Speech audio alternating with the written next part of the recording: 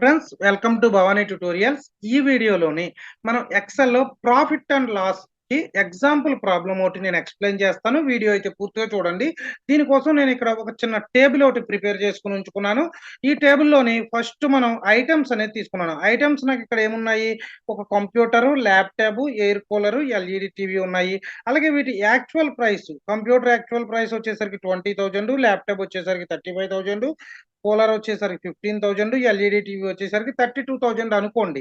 వీటిని నేను సేల్ చేశాను. సేల్ చేసినప్పుడు కంప్యూటర్‌ని 20,000 ఉంటే 23,000కి, అలాగే ల్యాప్‌టాప్ 35 ఉంటే 29,000కి, అలాగే ఎయిర్ కూలర్ 15 ఉంటే 14,000కి, ఎల్ఈడీ టీవీ 32 ఉంటే 36,000కి నేను సేల్ చేశాను. నాకు ఈ సేల్ చేసినప్పుడు నేను ఎక్కువకి సేల్ చేస్తే నాకు ప్రాఫిట్ వస్తుంది.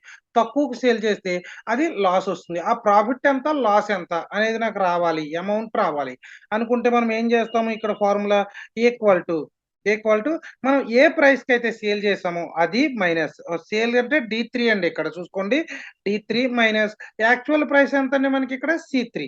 కంప్యూటర్‌ది డి3 మైనస్ సి3 ఎంటర్ చేస్తే మనకి ఆ అమౌంట్ అనేది వస్తుంది. ఈ అమౌంట్ మీకు పాజిటివ్ వస్తే ప్రాఫిట్, నెగెటివ్ వస్తే లాస్. ఇక్కడ చూడండి, నాకు కంప్యూటర్ పర్చేజ్ చేస్తే 3,000 ప్రాఫిట్ వచ్చినాయి. ల్యాప్‌టాప్ వచ్చేసరికి 6,000 లాస్ వచ్చింది. ఎయిర్ కూలర్ వచ్చేసరికి 1,000 లాస్ వచ్చింది.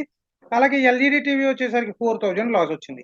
నాకు ఈ ప్రాఫిట్, లాసు ఇక్కడ నెగెటివ్‌ని బట్టి చూసుకోవడం కాకుండా, ఇక్కడ నాకు ప్రాఫిట్, లాస్ అని నాకు ఎగ్జాక్ట్‌గా తెలియాలి. దానికోసం ఫార్ములా రాయాలి అనుకున్నాను. దీనికోసం ఫార్ములా రాయాలంటే ఇఫ్ కండిషన్‌ని యూజ్ చేస్తాము.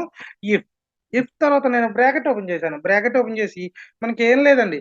మనం సేల్ చేసిన ప్రైస్ ఏదైతే ఉందో ఆ ప్రైస్ మనకి యాక్చువల్ ప్రైస్ కన్నా ఎక్కువగా ఉంటే, అంటే సేల్ చేసిన ప్రైస్ ఇక్కడ కంప్యూటర్‌కి డి3 కదండీ! డి3 గ్రేటర్ థాన్ సి3 ఎక్కువగా ఉంటే నాకు డబుల్ కొటేషన్ సారీ డి3 ఎక్కువగా ఉంటే నాకు ఇక్కడ కామా తీసుకొని డబుల్ కొటేషన్‌లో నాకేమని డిస్‌ప్లే అవ్వాలి? ప్రాఫిట్ అని డిస్‌ప్లే అవ్వాలి. ఓకేనండి.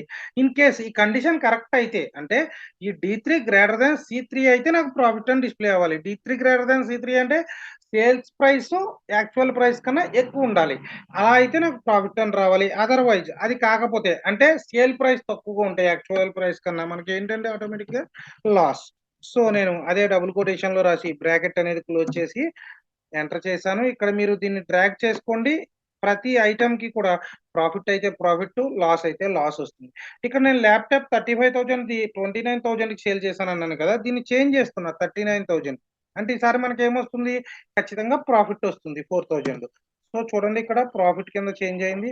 అలాగే నేను ఇక్కడ కంప్యూటర్ అనేది 23 కదండీ నేను చేంజ్ చేస్తున్నాను. 19,000కే సేల్ చేశాను అనుకుంటున్నాను. అప్పుడు ఆటోమేటిక్‌గా మనకి లాస్ అని చూపిస్తుంది. ఈ విధంగా ప్రాఫిట్ అండ్ లాస్‌ని మనం కాలిక్యులేట్ చేయడం అయితే జరుగుతుంది ఫార్ములా యూజ్ చేసి.